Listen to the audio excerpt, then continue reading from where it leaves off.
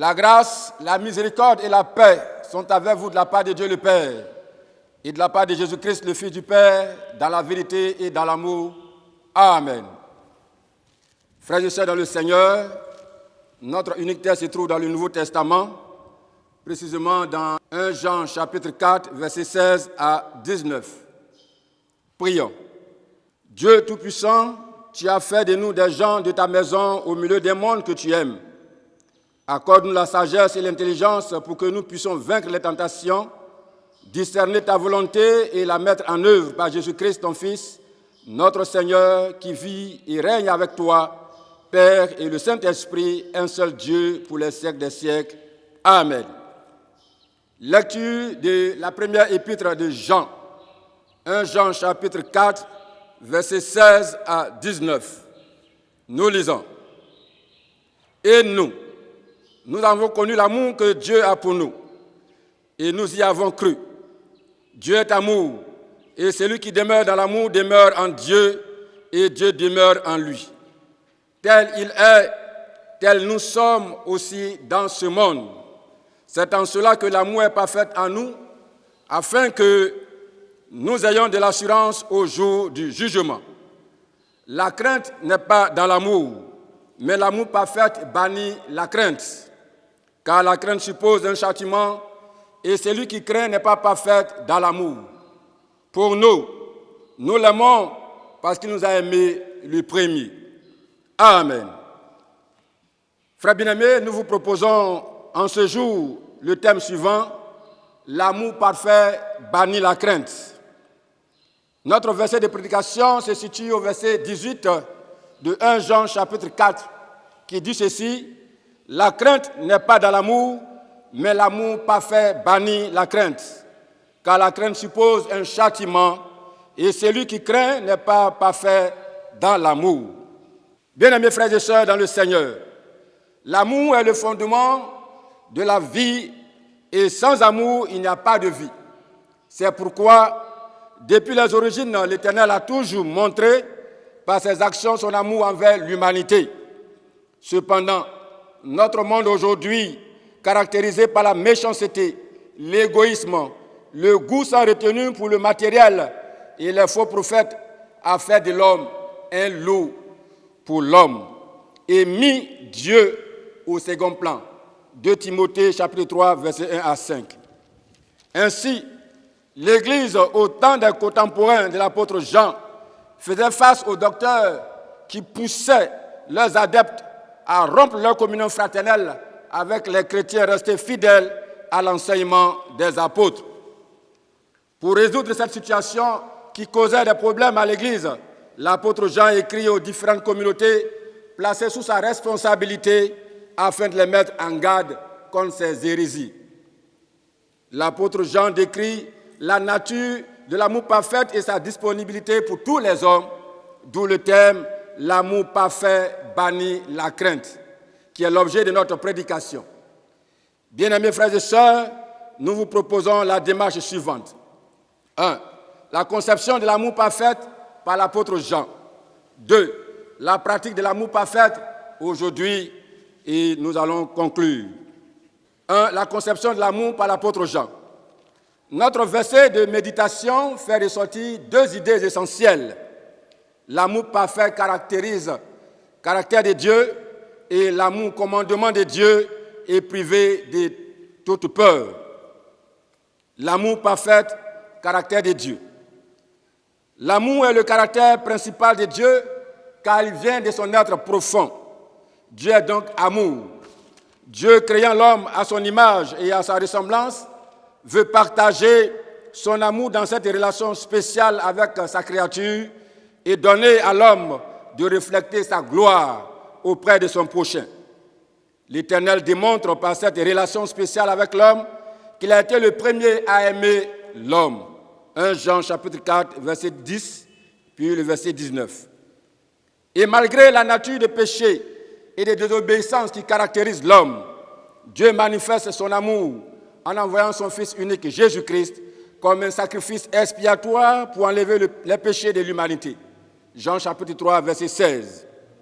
Par cette action, l'Éternel donne la possibilité aux croyants à nouveau de s'approcher et de bâtir une communion parfaite avec lui. C'est dans ce sens qu'intervient le prophète Sophonie, lorsqu'il affirme que malgré la rébellion de son peuple, Dieu utilise son pouvoir de transformation pour détourner son peuple du péché afin de l'adorer et bénéficier de ses bénédictions, ce qui a suscité la joie au sein d'Israël. Sophonie, chapitre 3, versets 1 à 15. Par ailleurs, l'amour divin prépare le croyant à vivre les souffrances qu'a subi Christ à l'égard du monde. C'est pourquoi l'apôtre Jean affirme « Tel il est, tel nous sommes aussi dans ce monde. C'est en cela que l'amour est parfait en nous, afin que nous ayons de l'assurance au jour du jugement. » 1 Jean chapitre 4, verset 17. L'amour devient donc une nécessité pour le croyant et lui donne l'occasion de revoir sa relation avec l'Éternel devant l'œuvre à la croix accomplie par Jésus-Christ. L'amour, commandement de Dieu, est privé de toute peur. Devant l'œuvre accomplie par Jésus-Christ à la croix, le croyant reçoit par la foi et le pardon de ses péchés. Il peut s'approcher avec assurance du trône de la grâce céleste, car il reconnaît qu'il est enfant du Dieu très haut par adoption. Le Père céleste l'aime d'un amour infini et lui réserve en tant que co-héritier d'avec Christ tous les privilèges accordés à Jésus. C'est pourquoi, étant de la même nature que Christ, le croyant doit aimer également le Père et être prêt à suivre l'exemple de l'amour du Seigneur en endurant des épreuves et même en offrant sa vie. Il doit aussi témoigner de l'amour manifesté en Jésus-Christ à son prochain et à son entourage, car Dieu lui a donné le ministère de la réconciliation. 2 Corinthiens chapitre 5, versets 18 à 19. Cet amour sans hypocrisie amène le croyant à mener une vie de soumission et d'obéissance au Père. Ses actions ne sont plus guidées par la peur d'un quelconque châtiment, mais il veut honorer son Père car Christ a tout accompli à la croix pour lui. Son amour est donc parfait et il garde une ferme assurance jusqu'au jour du jugement. Il n'a rien à craindre car pour lui, Christ est sa vie et la mort est un gain. Philippiens 1, 21.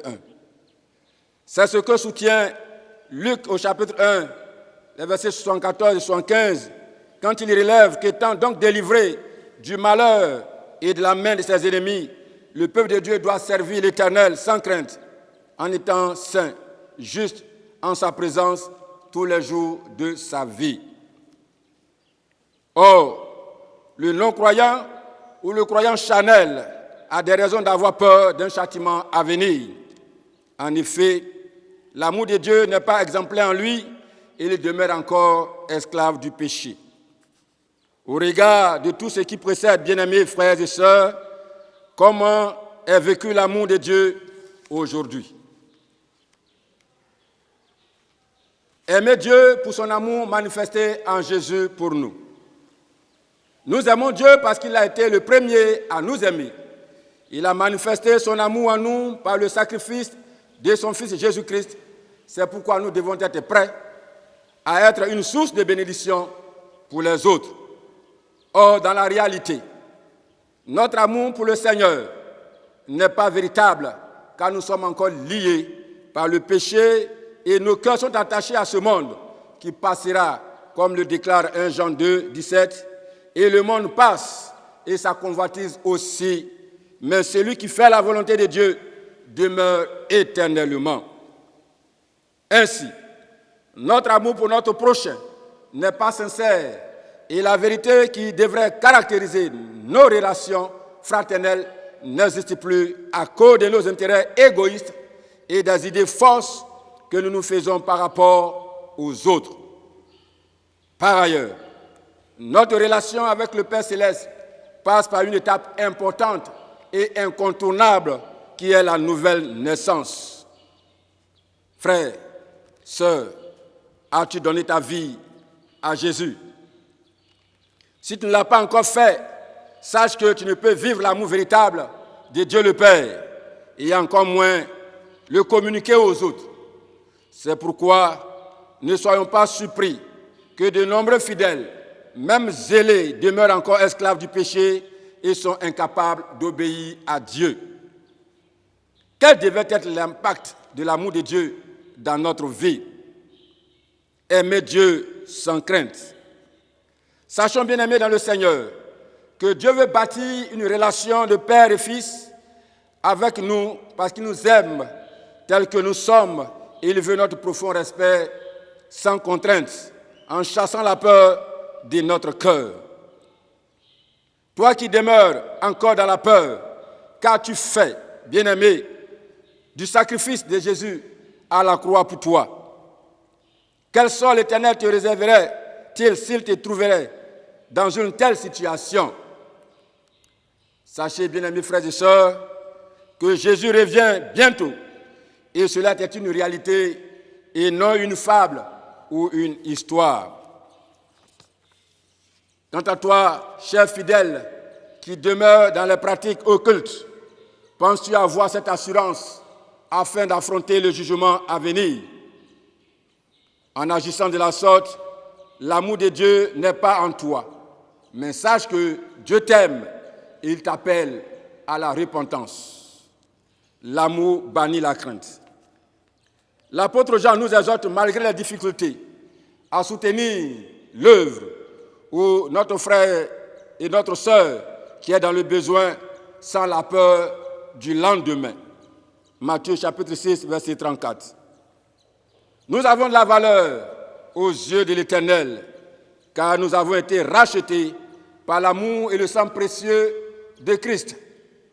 Son amour nous met pleinement en confiance et en sécurité auprès de lui. Alors, ne craignons plus.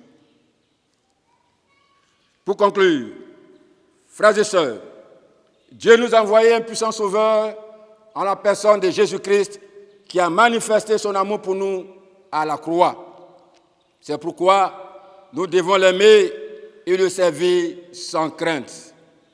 Que Dieu bénisse sa parole au nom de Jésus-Christ. Amen. Prions.